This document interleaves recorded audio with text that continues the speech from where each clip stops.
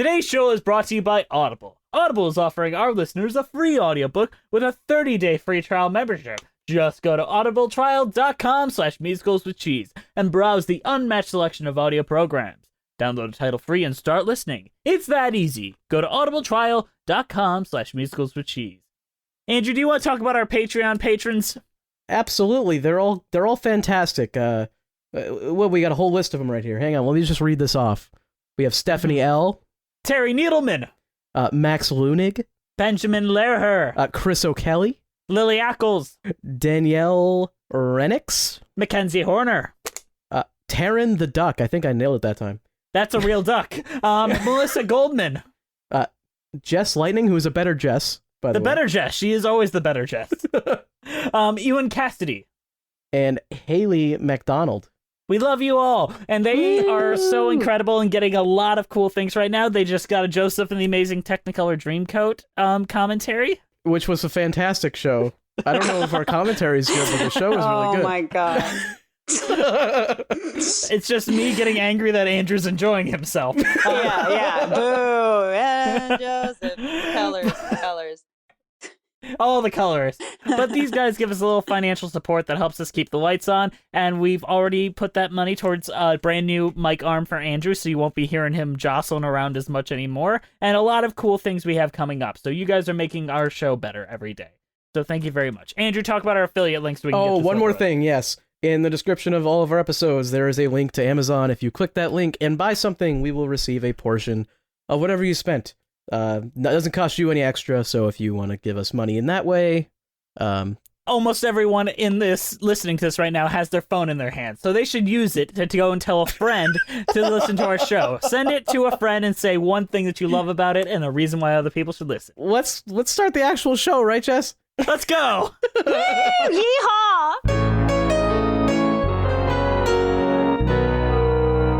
Hello, I'm Jesse McAnally. And I'm Andrew DeWolf. And welcome to Musicals with Cheese, a podcast where I try to get Andrew to like musical theater. And Andrew, we have an incredible guest today. We have Such a good guest. We have musical theater historian, teacher, performer, and creator of web series Stealing Focus, Emily Clark. Hey, howdy. Howdy, Are you y'all. going to teach us anything? I can't wait to actually learn something on this show. Oh, y'all. I'm from SoCal. I don't know why I'm doing the voice. It sounds more like a Tennessee, Oklahoma kind of accent. They say we belong to the land, and the land we belong to is grand. Yippee-yi! So I think we've blown our load a little bit on this, but Emily, what are we talking about today? So we're talking about Oklahoma with an exclamation point. You must always remember the exclamation point. It's important. Stylization is important. Yeah, by Rogers and Hammerstein. There's a bright golden haze on the meadow. There's a bright golden haze on the meadow. The corn is as high as an elephant's eye. And it looks like it's climbing clear up to the sky. Oh, what a beautiful morning. Oh, what a beautiful day. I got a beautiful feeling. Everything's going my way. Oklahoma is the first musical written by the team composer Richard Rogers and librettist Oscar Hammerstein II.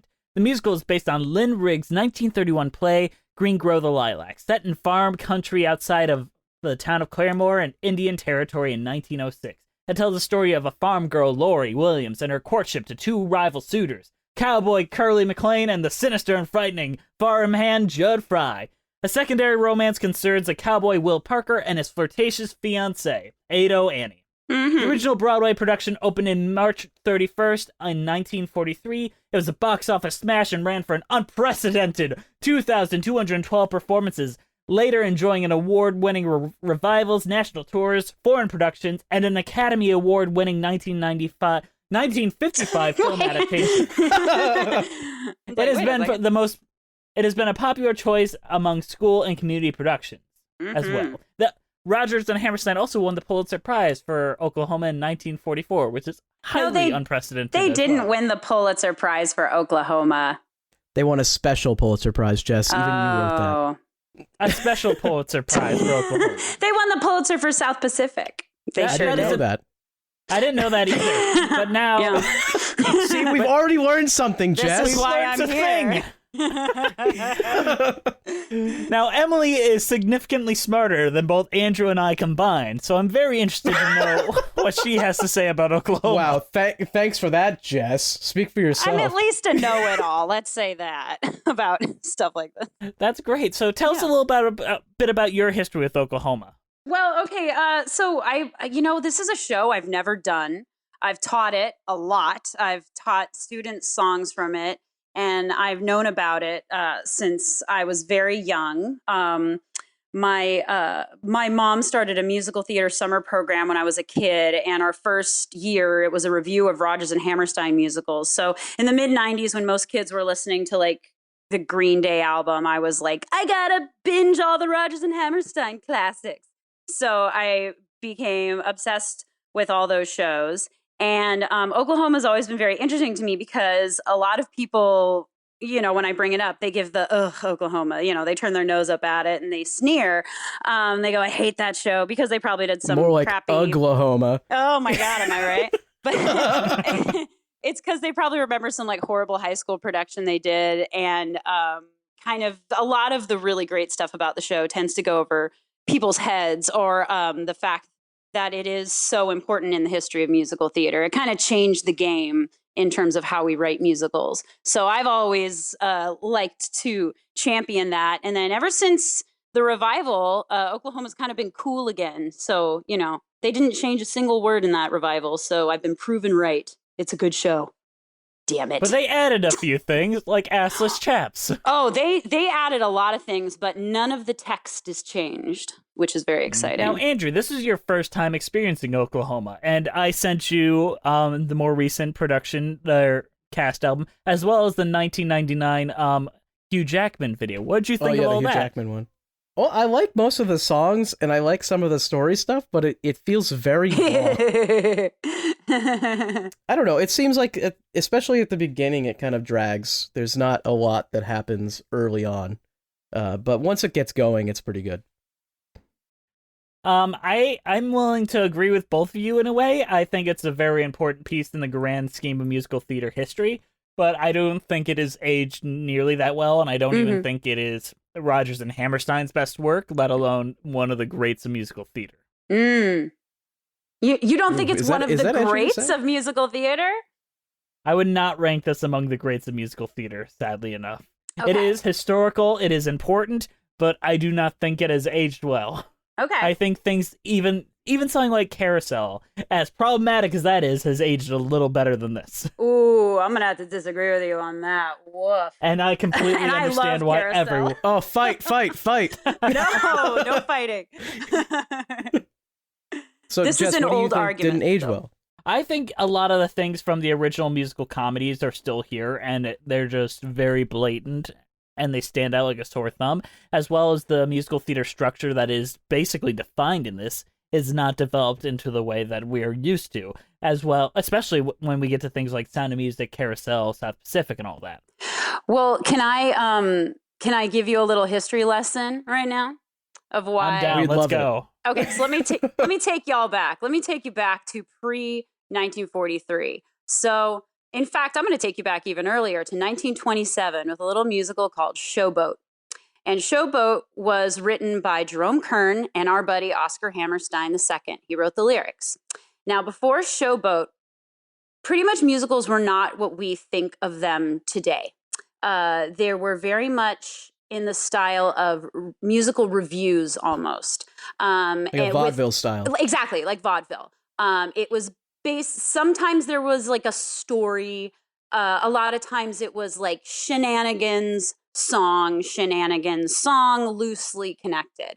And a lot of the great musical theater composers that we think of, like the Gershwins or Irving Berlin, wrote musicals in that style because this was before rock and roll. So pop music was essentially musical theater music, was show tunes. And you wouldn't listen to stuff on, the radio. You'd buy sheet music and sit around the family piano and sing these songs. So these shows were showcases for the hits.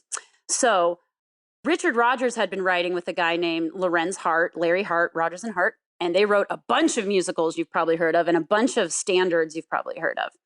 And then Oscar Hammerstein writes the show Showboat. And Showboat was the first musical that kind of took they used to call them musical comedies, but you couldn't really call Showboat a musical comedy. It deals with very serious subject matter. It has an integrated cast. It's very deep. So we get to the 1940s, and Hammerstein's been kind of washed up for a bit. He hasn't had a hit in a while. And Richard Rogers' partner, Larry Hart, he is in the closet. He's an alcoholic. He's coming to the end of his life. He's like drinking himself to death.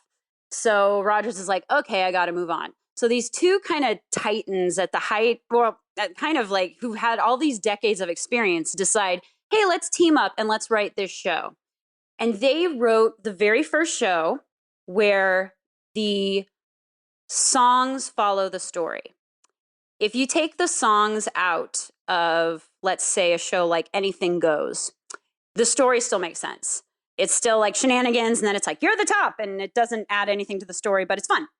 But with Oklahoma, it was the first time you had the songs driving character development, songs driving the story.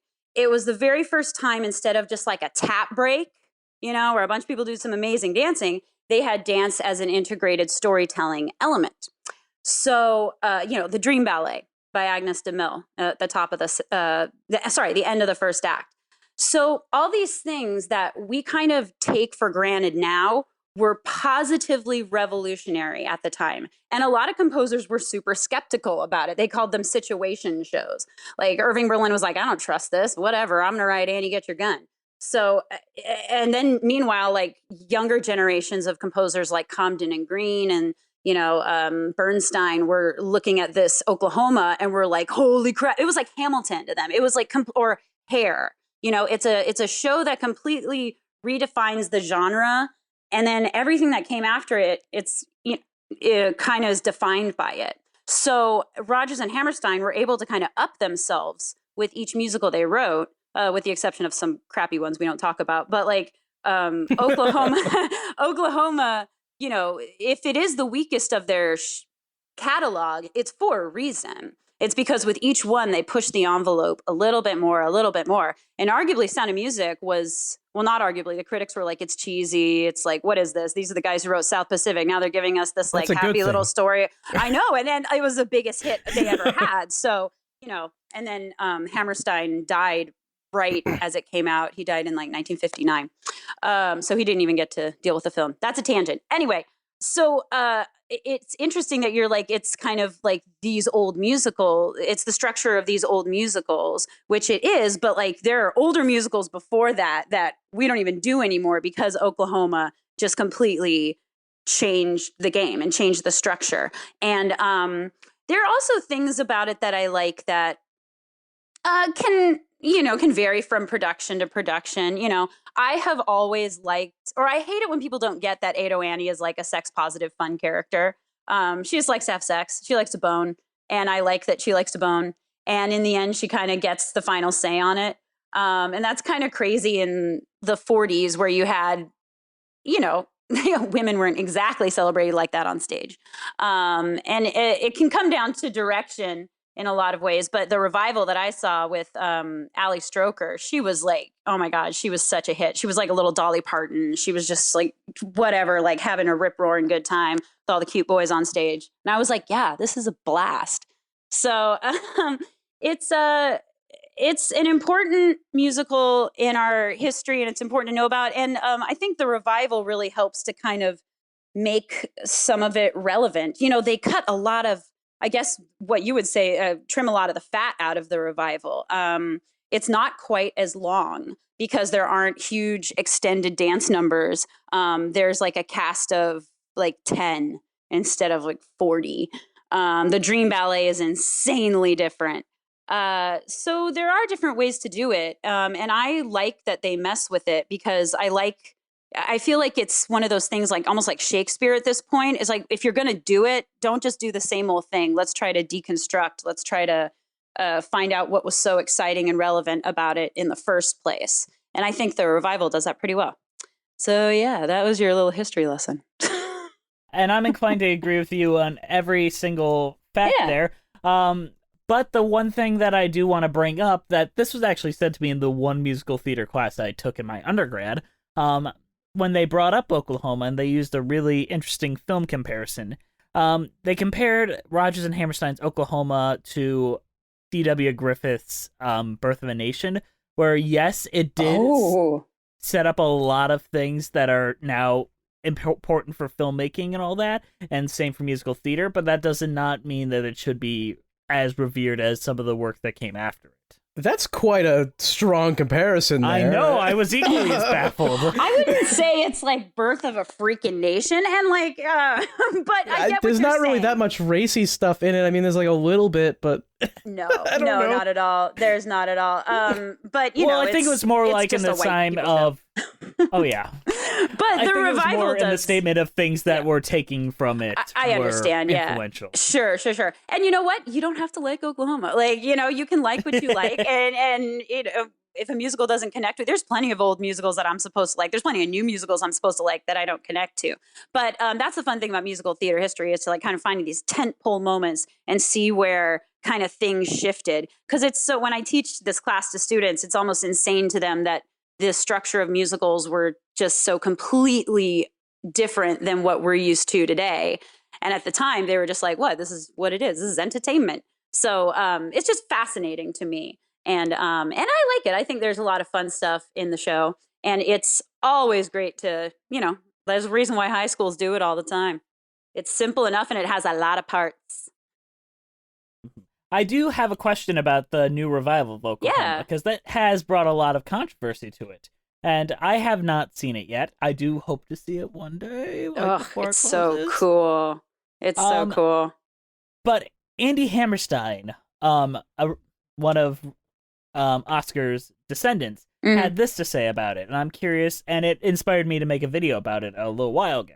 Mm-hmm. I abhorred it. It was an irresponsible travesty masquerading as experimental. Up is not down. Sadist Curly shoots sweet victim Judd in cold blood. I am utterly disgusted that Rogers and Hammerstein lacked the balls to stop this. I urge everyone to keep their money in their pockets on this one. Let it die the ignominious death it deserves. Well, that's a yikes moment. that is a yikes. I mean, it is. There was stuff about it that I didn't like, for sure. There were heartfelt moments that I felt they kind of made really serious and somber and almost aloof, where I felt like they didn't need to be. And there were a couple other moments like that. But I'm glad Oklahoma is finally, I don't know, I kind of like that it gets such a visceral response from someone. Because usually people are just like, oh, you know, this is like Twinkie little that show about cowboys or whatever. You know, I think, I don't know if Oscar Hammerstein would have liked it. I think he was all about pushing the envelope. He was, you know, a big old like liberal who wanted to change things and try new things. So I certainly think he wouldn't be against it. You know, there was the most other notable production of Oklahoma I can think of in recent years was in Oregon a couple years ago. And they did a version where they changed the genders of a lot of the characters. And they got permission from Rogers and Hammerstein, because Rogers and Hammerstein owns the rights to their own stuff. So they got permission from it. All they had to do was change pronouns. And so I think Curly was a black woman, Lori was a white woman, Ado Annie was Ado Andy, Will was a black man, and Aunt Eller was a trans woman. And they gave them the permission to do that. So I think even if, yeah, I mean, like, he didn't like it. And I could definitely see why some people wouldn't like it, especially people who have a fondness for the original show and people who might have been alive when the original show came out. But I don't know. I'm kind of like, let's burn it down. Let's try new stuff and see what sticks. Because there was a lot about the characters that I thought was new and interesting and I didn't realize before until I saw this. And I guess like with any art, it depends on the director and the direction. This is the direction they wanted to take it. I love that they have this small, they have like a maybe 6 to 8 piece combo, like string combo, country combo on the stage playing all the music. And so while hearing the show with a lush orchestra is amazing, like hearing just really like kind of the down home stomp in your boots country stuff side of it was amazing. Like, and it really got the audience going, especially when they sang the title song, when they sang Oklahoma. And like the Dream Ballet is so weird. It's so completely the opposite of the intention.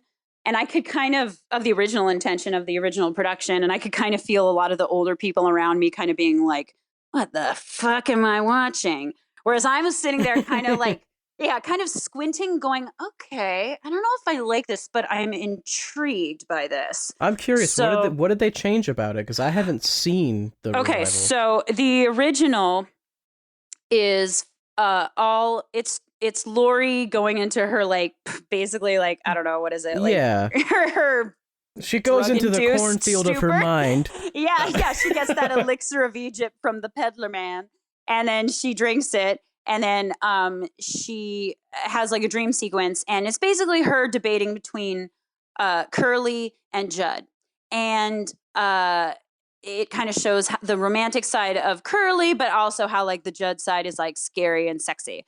And then at the end, she kind of sees what could happen if she ends up with him. And it's full of this really iconic choreography that, you know, just like kind of like Fosse choreography or Jerome Robbins, like that choreography is just so in musical theater. It's well known. And so first of all, they ended the first act without the Dream Ballet. So she sings Into a Dream with You. And it was like, intermission, have some cornbread and chili. And I was like, crap, oh my God, they cut out the Dream Ballet. Okay, so we're really doing this. So then we come back for Act 2. And the Dream Ballet is now at the top of Act 2. And instead of like a whole dream ensemble, it's one girl. She's only in this dance number. She is short. She's African-American. She's bald. She's wearing a big oversized t-shirt that says Dream Baby Dream. And she does, and it's crazy. It's crazy. It's crazy. So like where the original was using dance as a literal storytelling technique, this production is like, let's make it all interpretive. So it's kind of like these opposite choices. And then the score, as far as I could tell, it's still the same entire music, the orchestration, but they do a bunch of crazy shit with it, like play it on top of each other, minor keys, like it's crazy. She has a couple moments where she does the iconic choreography, but the rest is just it's just like an interpretive dance.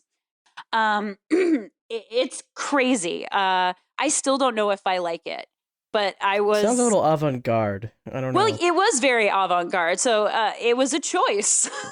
And it was a beautiful dance. It was interesting to watch, and there was a point being made with it. I'm not sure if I know what it is, but it was a choice. And, you know, if you've seen Oklahoma a million times, it definitely kind of throws you for a loop, which I think it's got to be the intention behind it.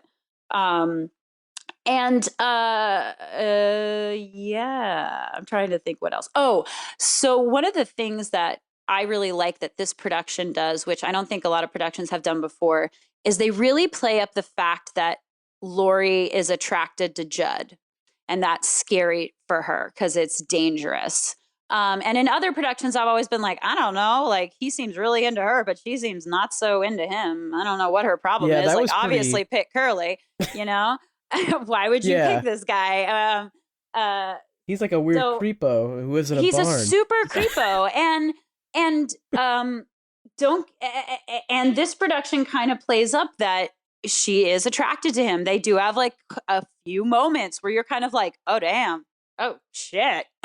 Hoo-hoo. And I really liked that. They went with a completely different casting choice for Judd. You know, usually it's like a Rod Steiger guy, like big, beefy kind of guy. And this guy was very like delicate and skinny and like had kind of long hair. He looked like he was like really handsome, but he looked like the kind of guy who would like be on the internet all day, you know, just kind of like a little more of an outsider, like a little more. And that's kind of what this production does. They play up that he's an outsider and they don't trust him.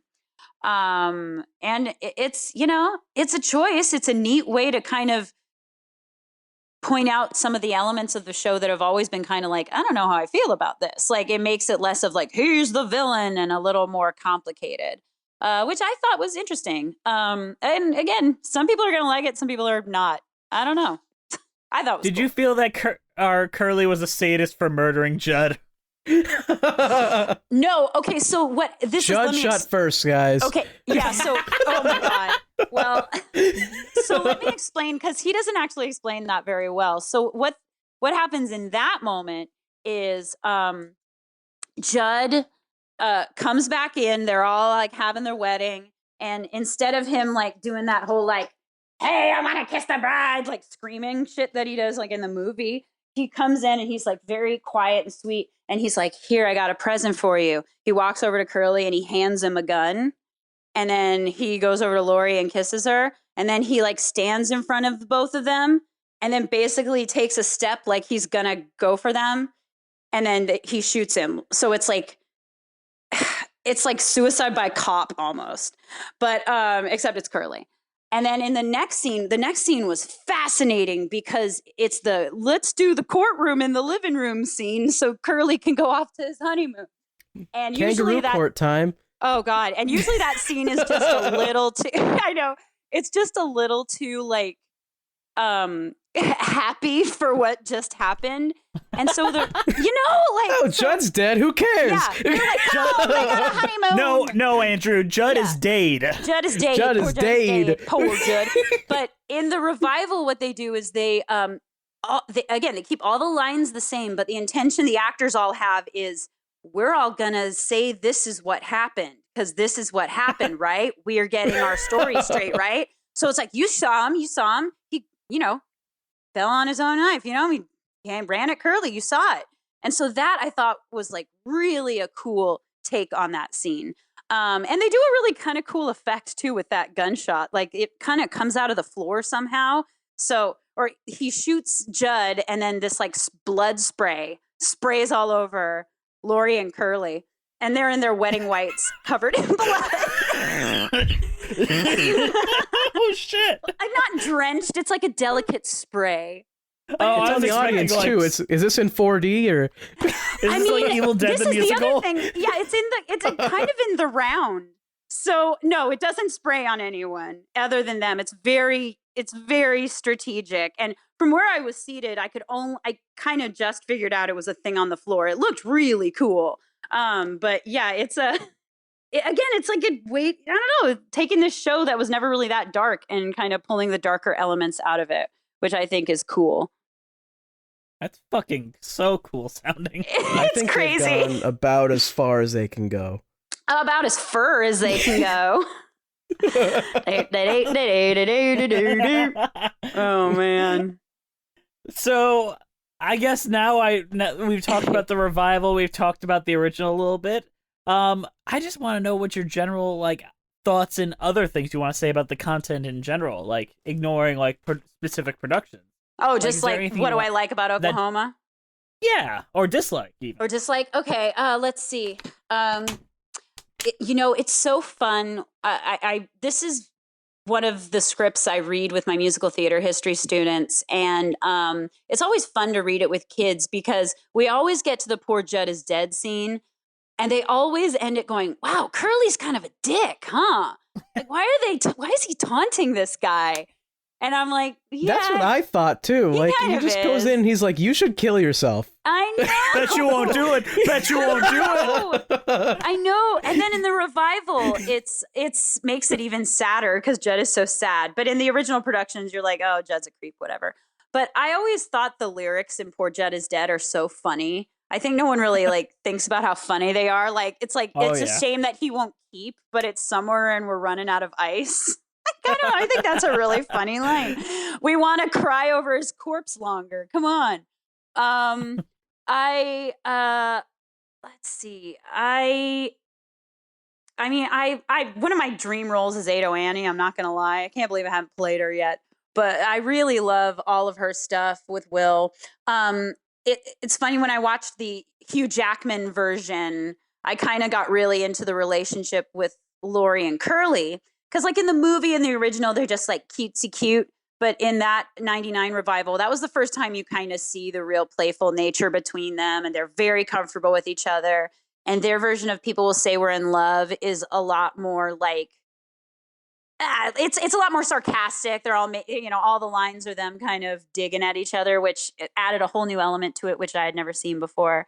I mean, it's so funny. I already said it, but I really didn't realize like how, I don't know. Rogers and Hammerstein are so in our DNA as Americans in a lot of ways. Like, even if you don't know the musical Oklahoma, you probably know the song Oklahoma, or at least like the first line of it or something. And so when I saw the revival where, where I was at Circle in the Square, so everything's in the round, and just seeing the audience all around singing along every word and stomping and doing all the yippee-yis in the background, I was kind of like, see, this is kind of cool. Like, this is some kind of thing that unifies us. And it's because this show has been around so long. I also do really like the revival kind of is just kind of, I don't know, like, it's kind of going like, this ain't your grandpa's Oklahoma, man. I think that's like literally its catchphrase. Yeah, I know. And it's like pissing off the old folks. I'm kind of like, yeah, because musical theater can do that, because the musical theater goes through phases like that. And so it was only a matter of time before this show got its inevitable like revamp, reboot. And there's elements about it that you can tweak, as opposed to like Carousel, which, don't get me wrong, I just did a video where I listed off the musicals that have made me cry, and Carousel always makes me cry. It's probably my favorite Rogers and Hammerstein score. But like, what's the use of wondering is a garbage song, and like the message at the end is garbage, even though there's parts of it that are so good. So it's like getting hit by an angel. Yeah, right. And it's like, I guess he gets to go to heaven now because he. Well, I don't know. Of course he does. He beats his. He talked to her, and yeah. Oh, Billy Bigelow. Yeah. So I like Oklahoma, but like when people, I like to tell people that it's important, and if their opinion isn't changed, then that's totally fine. But I do like to go, that it's a really important musical in musical theater history. So I think appreciating is good. Like, you don't have to appreciate the Music Man, but. What? Of course you have to appreciate the Music Man. Hey, I effing love the Music Man. Do not get me wrong. I love the Music Man. But that's another one. That's one with Oklahoma. I always hear people going, oh, I hate that one. And I'm like, I don't know. I kind of like them both. But I get it. They're too cheesy for me. Yeah, whoever that's hates okay. the Music Man doesn't have a soul. I mean, that's true. That is Hugh true. Jackman's about to do that soul. one too. See, but Hugh Jackman has a soul, so it's okay. Mm-hmm. Hugh Jackman's gonna ruin that almost as bad as Matthew Broderick did. Oh my God! Wait, Jesus. I have to. Oh no! No one can ruin it that bad. No. Matthew Broderick ruined it pretty badly. 76 Matthew Broderick trombones. Definitely doesn't have a soul. Let's just be clear here. And we keep putting him in He musicals. murdered like Why? 6 people. Let's be fair. Oh, Matt. Stop doing musicals.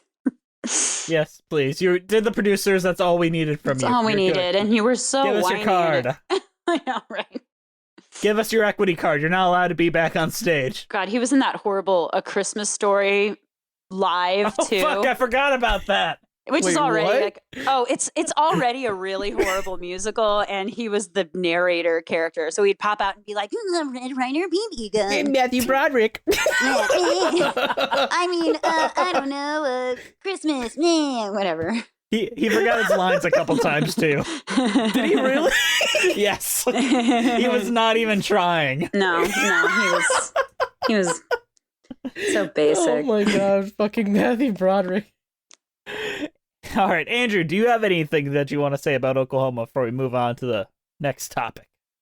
I like Ali Hakim, I think is his Ali name. Hackham, yeah. Ali Hackham. I like love Ali him. Hackham, He's too. the best character. He's so funny. He is. He's so funny. He has the best one-liners in the show. Everything he does, like the part where he has to give like fucking $100 just to not get married. Right, because Will's so dumb. It's a reverse dowry. Yeah. Will's like that's a lot of money too. I'm like, where did he even get all that money? He's a peddler. He scammed it out of people. That's true. That's He true. sells that Elixir of Egypt stuff. Yeah, but that's like $4. Like that's $100 he just dished out. I know, right? And they're selling baskets for like 2 bits. It's crazy. Like, oh my god. I know. I'll trade you my gun for that basket. Oh, I know. I love that part. Oh, in the revival, their hampers are all like blue igloo coolers, and the whole show, everyone's cracking Bud Lights. It's amazing. Man, finally a show I can get drunk at. Bud Light is the most American drink that there is. And those little igloo coolers, it's great. Like, the whole time I'm sitting there, I was just like, damn it, I really want one of those. It was like really good. Is the revival like modern day? Like, that was one thing I was a little confused on. Yeah, it is. It's very much like now. Everyone's just like they're just like in jeans and flannels. Ali Stroker as Ado Annie, she's got like these little like butterfly clips in her hair and like little cutoffs and cowboy boots. And then Ali Hackham, he's just like kind of in like a really schlubby suit, like a real schlubby suit with like a loose tie. And everyone else is just like, yeah, oh yeah. And everyone else is just kind of like basic cowboy, like actually working on the farm. So are you team Ali Hakim or team Ali Hackham? Well, that's what they say. Well, it would be Ali Hakim, but everyone in the show, because they're all from Oklahoma, they are all like, Ali Hackham. Ali Hackham. Yeah. I know. It should be like Ali Hakim, but, you know. They say everything wrong in Oklahoma. No. I don't care. Give me your money. Yeah, exactly. They say everything wrong and they spell everything how they say it.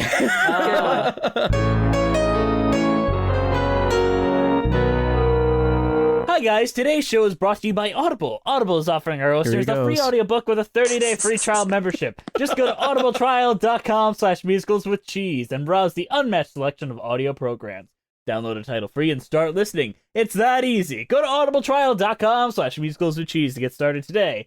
This week I am recommending The Secret Life of the American Musical: How Broadway Shows Are Built by Jack Viertel, and narrated by David Pitu. It is a great book that taught me a lot about musical theater structure and as well the things that Oklahoma set up as precedent, and they would later go on to be the musical theater formula, more or less. Yeah. So to download your free audiobook today, go to audibletrial.com/musicalswithcheese. Again, that's audibletrial.com/musicalswithcheese for your free audiobook.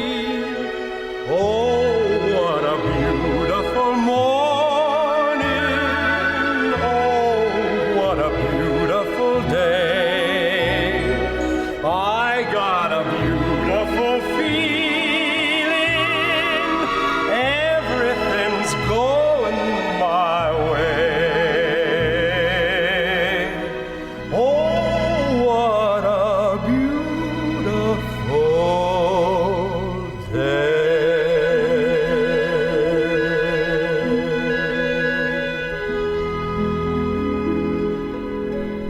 Let's talk about the songs. That opening number is so strange, especially in the time period that this musical came out. It was revolutionary. So that was a big thing at the time, because every musical before that, every opening number is a big, flashy, crazy thing, right? It's a big spectacle to welcome you to the world of this. And they were making a conscious choice. They were like, we're going to start the show with a lone cowboy and a woman churning butter, and that's it. And just the simplicity of it all. So, Oh, What a Beautiful Morning was breaking the mold in that sense as well.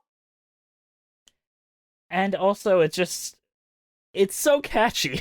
Like, it sets so up the rules of the lyric writing as well. Like, it's not a meadow, it's a metter, and all that.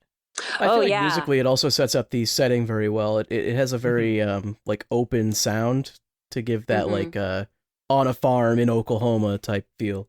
Yeah, and it's really, I think, a testament to Hammerstein's lyric writing. He always just toes the line of being cheesy but he always manages to be earnest. And I think the imagery in the song is really interesting. And really beautiful in a lot of ways, while being still like simple. Corn is as high as an elephant's eye. I love that. But it's not an elephant's eye; it's a elephant's eye. Like little things like that are what makes the lyrics feel so intentional. Like, Yeah. that's kind of, it's written for this character. This isn't interchangeable between, like, him and Judd and Allie Hackham and all that other stuff. Exactly. It comes back a lot throughout the show, and it's such a good opening. Like, I don't know how to describe it aside from just really good. Yeah, it's a beautiful melody. That's a good way to describe it. Yeah, it's a good opening number, and it sets up the world perfectly. And audiences at the time, they didn't know what to expect. They were like, "What is this? What is this cowboy? Where are the dancing girls? Where's the girls? Where's the ladies? Where's the Now, Follies if you were girls?" to open it with a big opening number, how should they have done that? Everything's Oh my up to God. date in Kansas City. Right, just a bunch of cowboys like riding in, doing that like Agnes DeMille like straddle jump thing she does in the ballet or something. I don't know. Maybe like something you'd see a few decades later in like Best Little Whorehouse in Texas or something. Chicks and ducks and geese better scurry when I take you out in the Surrey. When I take you out in the Surrey with the fringe on top. Watch that fringe and see how it flutters when I drive them high-stepping strutters. Nosy pokes will peek through their shutters and their eyes. Oh, So the song that follows that I find very interesting, and that's the Surrey with the Fringe on Top, Yeah. which serves simultaneously as an I Want song for Lori and Curly, while also setting up the romance. I find that super interesting, and the fact that it's not even like the ideal I Want song that we know of today. Yeah, it sets up. It's definitely about setting up their dynamic as characters, how they relate to each other. He has a Surrey. He rented it, and he's just fucking with Lori. He's just fucking with her during the song. And the thing is, because this is their whole thing. They banter, they flirt, they will, they won't, they. It's like every 90s rom-com, but in a 1940s musical. And they have fun banter. They do have like some little quips and jabs they give at each other. And it is fun when the actors are good. That's another thing, like I said, that I think the Hugh Jackman version does really well. And I agree, but with this song, like, when you get the right performers, you understand what both of them want out of this relationship. Mhm. Like, without them saying a word like, I want this, like, you understand exactly what they're both aiming for. And how she feels and what he's doing this for, all that. Yeah. It's all about their motivations. You get a real sense of who all three, including Aunt Eller, how all of them are and what their story is going to be through that first song they do together. And you might even figure out what a Surrey is. Woohoo! I always like to joke that Grease and Oklahoma end the same way, with the two main characters like riding off in the vehicle of their dreams. You know what a Surrey is to me? Surrey is how my dad says Siri, and he wonders why they don't understand him when he says, "Hey, Surrey." Oh, I like that. Hey, sorry. He's not a folksy man. He just doesn't know Just the likes difference to between say Surrey and Siri. Yeah. Exactly. I like that. He's a good man. He's listening right now, so he's probably like shitting his pants. Like, what? Don't mention Why are me. you putting my shit out there? Don't talk not about me. Siri? It's Siri? Why didn't nobody tell me? I'm just a girl who can't say no. I'm in a terrible fix. I always say, come on, let's go. Just when I ought to say nix.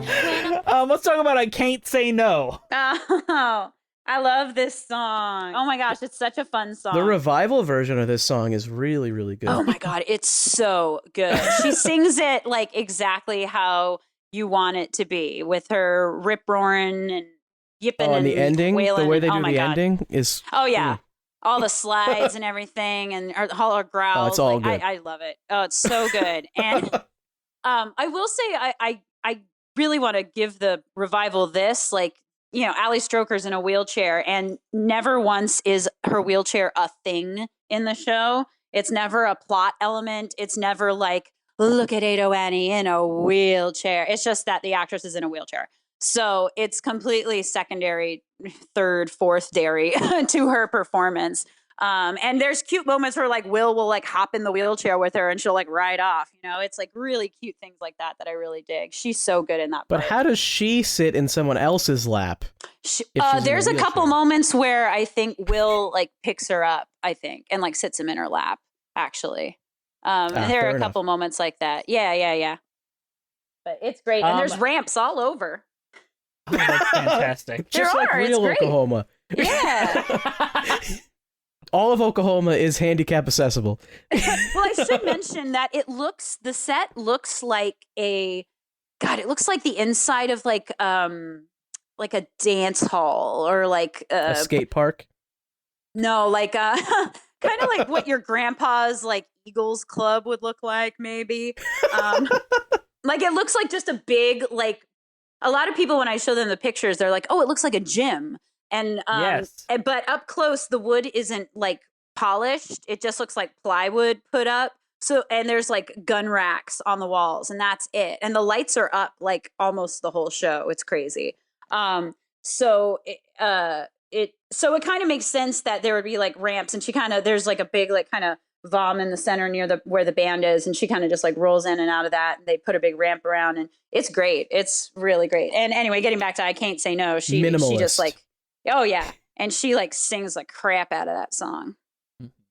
And that song has slowly gotten better and better with every new version. Like the original version is very bad, like the original Broadway version. She's like wringing her hands the entire time, like, I can't say no. Yes. And then as it gets down, like the 99 revival version, she's just like, her legs are spread. She's like, I like to fuck. Yes, I love that one. I love that one. And her hat's like kind of askew, and she's just like sitting in the cornfield. I love that one.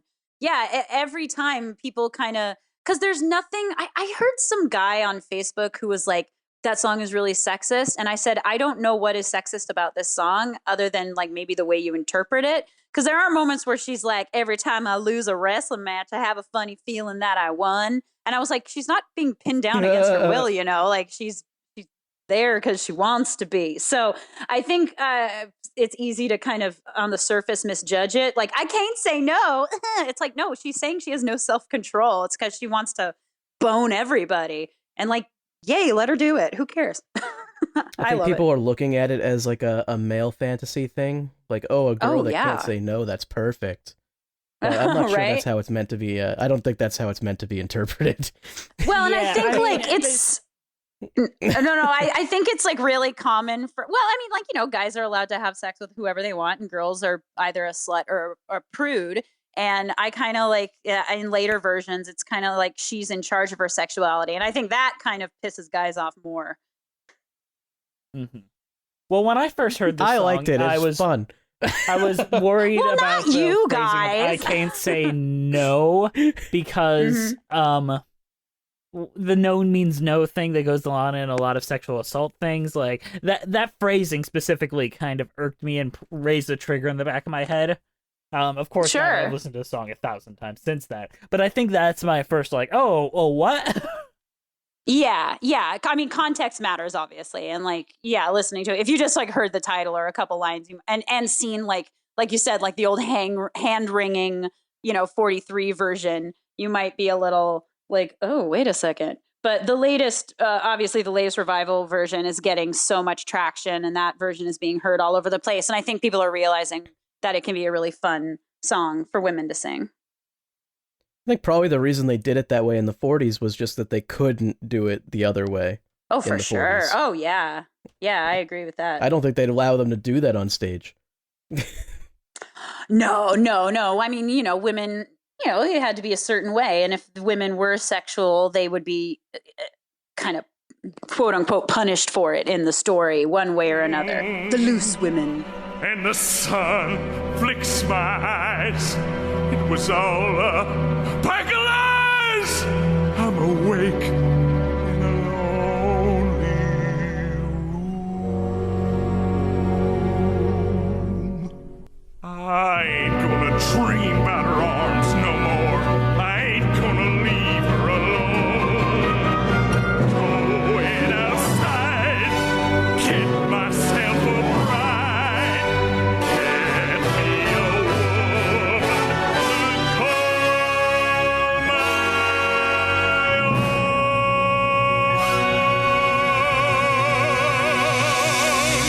own. Let's talk about Lonely Room. This is one of the best villain songs ever. It's a good one. Yeah, the floor creaks. He just wants real things, guys. He just doesn't want those little picture cards with those ladies on them. No, he wants a real girlfriend. Yeah, it's a good one. It's a shame they cut it out of the movie. The 99 revival that Shuler Hensley does is awesome. It's a good song. It really gives you some insight into the character, and it makes him more than just like a bad guy. I feel like he starts out a lot more relatable, but then as the show goes on, he just does more and more irredeemable things. Yeah, for sure. I know. He's like gonna kill Curly with that little wonder toy. And that is basically, I think that's a really good way to end Act 1, and I like the idea that Act 1 kind of ends on that song in the new version. Like, let's not pretend Yeah, it that ends, Out of My well, Dreams it is like ends a real with, big ending. well, it does, she does sing, they do sing Out of My Dreams, but they just don't go into the ballet. So she basically just does, Into a Dream with You, sings the last line of it, or she sings it with the women, and then, and it just ends. And then it's almost like the ballet, since it starts the second act, is so completely disconnected from that song, which is, you know, it is what it is. I think the ballet is the most outdated thing in the entire musical, though. It doesn't feel right. It's so long, and it's not something that you see in newer musicals ever. No. So No, you certainly don't. It just feels like, oh, what is this? Yeah, it was definitely a thing in musicals during that time period for a while. Carousel has it does not a dream ballet, but Carousel has an extended dance storytelling sequence in the second act with the daughter. There's some other shows like, West Side Story obviously starts with a huge dance sequence, but dance is integrated in a kind of a different way in that show. I could probably think of some more, but we don't really do that nowadays. We don't have an extended like dance, like a 30-minute dance sequence or 20-minute dance sequence. Nowadays, dance is a lot more integrated. So I would agree with that for sure. Yeah, and I think like they even used like a dance ballet later in their own like work. Like, I hate to say it, but Carousel has an incredible dance ballet used very effectively with the story. Yeah, Carousel has one. Don't think. Oh, well, no. The King and I doesn't really have one, and I don't think, unless you count the little small house of Uncle Thomas as one. And then South Pacific doesn't really have one either. So yeah, I mean, I guess those first two, and then a lot of other musical theater teams and choreographers would kind of emulate that. Agnes DeMille was kind of the start of the kind of Broadway choreographer being so integral to the team. Like Jerome Robbins would come quickly after that, and then of course Bob Fosse down the line a little bit farther. But for the time though, like yeah, it was a crazy thing to have the dance connected to the story in such a way. And then there are moments in the show where it's just like, hey, dancing. But every time there is kind of a reason for it. Like Kansas City, Will's like, hey, let me show you the dance steps that I learned in Kansas City. And then it goes into a huge dance sequence. Or, you know, I love the lasso stuff they do. That's great. Oh, yeah, that part's great. And like Farmer and the Cowman, obviously they're at a barn dance. So it makes sense they'd all be dancing. So there's a few, Many a New Day, that one kind of goes on forever. But in the revival, yeah. But I also love Many a New Day. I love that song. In the revival, there's only 4 women in the cast. They whittle all the women down to 4 actresses. And basically the woman who plays Gertie, you know, the silly laugh girl, she basically plays like all the other women in the ensemble. And then there's Aunt Eller and Laurie and Ado Annie. So I really loved that because when just the 4 women are singing, you can really hear the beautiful harmonies in songs like Many a New Day and Out of My Dreams, which I liked. Also in Many a New Day, they were like breaking up corn and throwing it into a pot, like they were getting ready for dinner. And so it was really cool because they were acting real pissed off and breaking the corn. So instead of them flouncing around getting dressed like in the original, they're kind of aggressively breaking corn and singing these really cool harmonies. So I thought that was neat. They're breaking penises. All right, let's talk about Oklahoma, the state song of Oklahoma. Oklahoma, where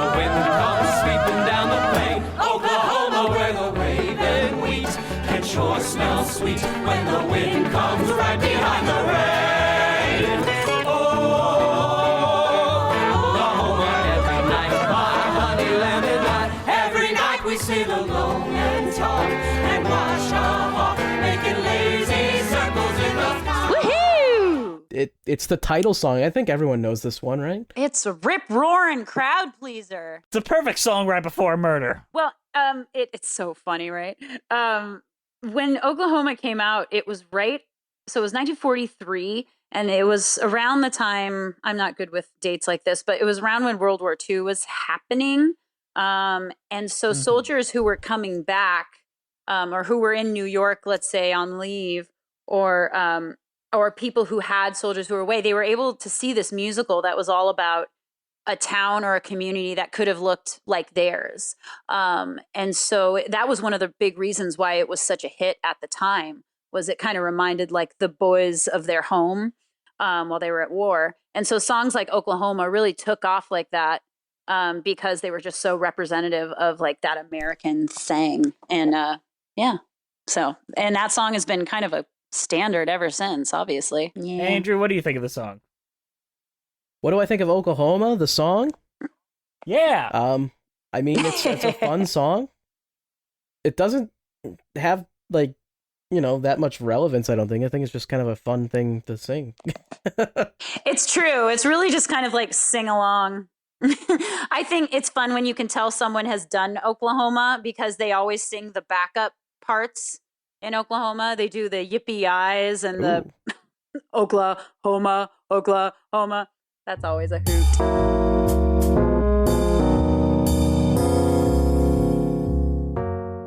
Okay, so we're going to move to a different segment that I think is still relatively new for us, but... It's trivia time, guys! Yeah! Jess, you're the current reigning champion, is that correct? Yeah, I guess I keep coming back to this Is show. that correct? You won the last one? I did not. Remember, Angelina Did you won. not win the last one? Oh, I lost shoot, the last you one. lost the... Oh, my goodness. Well, I think you're also going to lose this one. Yeah, I think I'm gonna lose it too. I've got a feeling. I think the first question is going to go to our guest. I am ready. Here is Jess's question for you. In what state did Oklahoma, ! Originally open? New York State? Did it have an out-of-town tryout? Yes, it did. Then Connecticut. Ooh. So which answer are we going with, Jess? She got All it. right, Connecticut was correct. So with Connecticut being Tryout. correct, that means you actually get the point here. Jess, are you ready for your question? I am, I think. What were the names of the actor/actress who played Lori and Curly in the 1950s film version of Oklahoma? It was Shirley Jones and John Raitt. Oh, that's so close! Oh no. It's not John Raitt, but that's an interesting connection. Gordon McCrae. Oh shit! Yes, the you one from confused him Carousel. with John But John Raitt. Raitt. Yes. John Raitt played Billy All right, so Bigelow what on was Broadway. what was the correct answer here? Does he get half a point? I'm gonna say no. That's not half a point. He gets no points for that. I get You have no to answer points. the I whole lose. question. That's your call. All right, that is my call, and I'm making it. All right. All right. So we're gonna go to the next question. We do two questions. So if you get this, you basically win because Jess won't be able to come back. All right. This is a true or false question. The movie version of Oklahoma was filmed in Oklahoma. False? I feel like it has to be false, because then why would we ask? It is false. You got it. Can you guess where it was filmed? Oh. Texas? Okay, that's not correct. That wasn't actually the question, though, so you got the question right. It was Arizona. Oh, so that makes sense. Even closer to Hollywood. I lose.